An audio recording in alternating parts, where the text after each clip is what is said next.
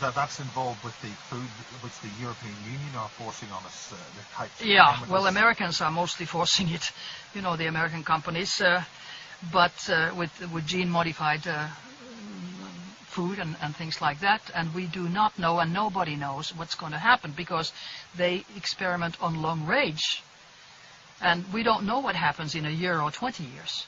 Just like we don't know what happens, except we start knowing now, what happens with mobile phones in 20 years. You know, they cause brain tumors and blindness and deafness and cancer and whatever. It's totally, totally known. But it's experimentation on the long range. Do you think that those frequencies and those devices are specifically selected to test on us? Do you think they're changing the species, or trying to kill us, or change us, or whatever? Well, at least they're making us very sick. And since the goal that I have read of the elite, if I can use that word, is to diminish our population on planet Earth by at least 2/3, maybe even 5 billion. So that's very, very negative. Can you explore that more? I mean, we're facing this new disease which is coming out, the swine flu. Oh, that's just rubbish. I mean, that is really rubbish. You know, it's not the swine flu that's dangerous, it's the injections. Because it's supposedly, it's not only swine, but it is human virus mixed with swine virus, mixed with bird virus. And of course, behind the whole thing is to diminish world population, because it's very toxic, and to get milliards and milliards and milliards into the pockets of those who put them out. Rumsfeld is an owner also in one of the big drug companies.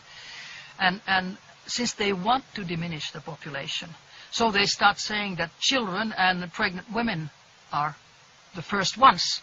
Eliminate the next generation. So you've been trying to alert certain governments about this? Not governments, but I have written information to Finland, because I don't think it's going to work.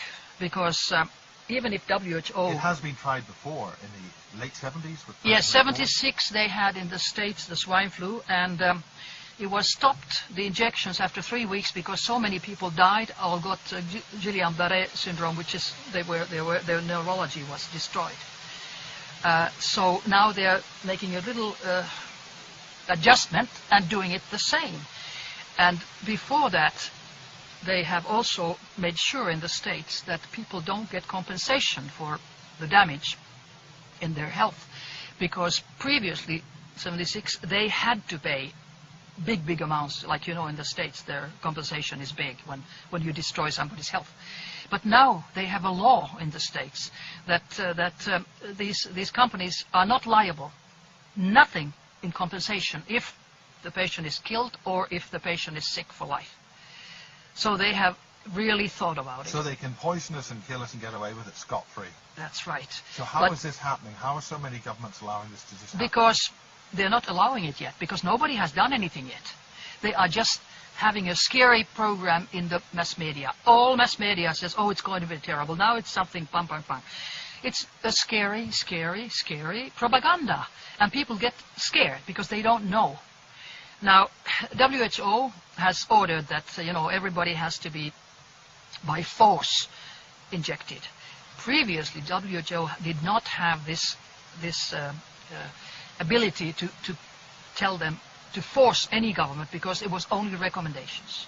But it was 97, 98, I recall, that they signed with 194, was it, states about that if there is a pandemic, or, you know, real serious pandemic, so then they give an order. Now, in the beginning already, in the beginning of June, WHO said pandemic 6, that's the highest. Now, go to any country in the world, people are not sick. There are not millions in swine influenza. So this was just done to force people and prepare the governments to give injections by force. But it's not going to work. I don't think Norway is going to do it. So do you think the figures released by the World Health Organization are actually false? Or of course they are. Of course. But you have to remember, why do they do this? Always remember who benefits. Who benefits? They have been forced, in my mind, to do this. And by whom? Big Pharma. Big Pharma which is, deals with the world population and the world money and all this. It's milliards. So what's the ultimate strategy, do you think, that's happening with this? What's their target? What's their intent? The target is to get rid of so many people as possible and to get as much money for them as possible. But I think they have calculated wrong this time, because already in the Bilderberger meeting, the 14th and 15th of May this year, 2009, in Hellas, there was almost a split when they were discussing this.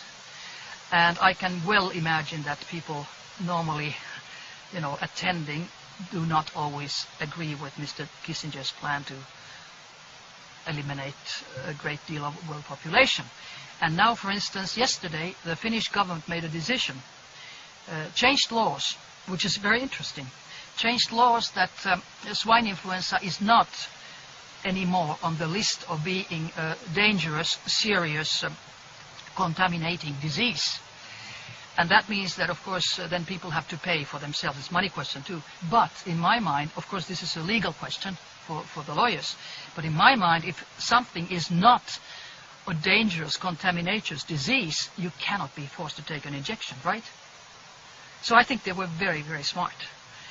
Also, I just read that from the Folk Institute of Health in Norway, that director had said that there has never been many meaning to force people to take, but they can take an injection, and I hope nobody does, especially not children, especially not pregnant women, and actually nobody.